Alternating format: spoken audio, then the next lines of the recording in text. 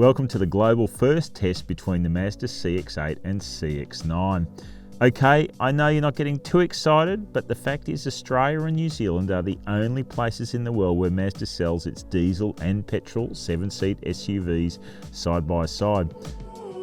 So that allows us to not only tell you which one is the better buy, but also allows us to attempt to answer an age-old automotive question: which is better, petrol or diesel?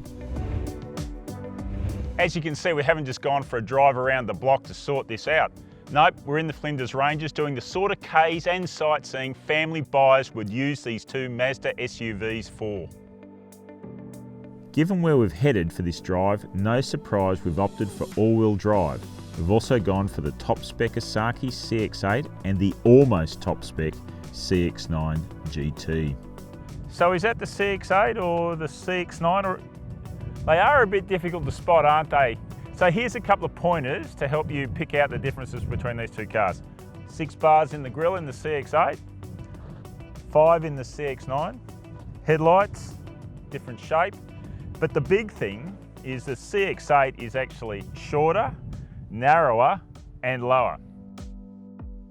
But of course the big deal here is the engines. You've got a 2.2 litre turbo diesel in the CX-8 and a 2.5 litre turbo petrol in the CX-9. The 2.5 makes more power, but the diesel makes more torque, and Mazda claims it chews less fuel. And Mazda's claim turned out to be correct. During our drive from Adelaide to the Flinders Ranges and back, the CX-8 consumed an average 7.2 litres per 100 kilometres. The CX-9 managed 10.1 litres per 100 kilometres. So it's a win for the CX-8, right? Well, not necessarily. There are other things that are important in vehicle purchases after all. The CX-9's engine is smoother and quieter and not lacking much for low-end performance compared to the heavier CX-8. The CX-9 feels rich inside.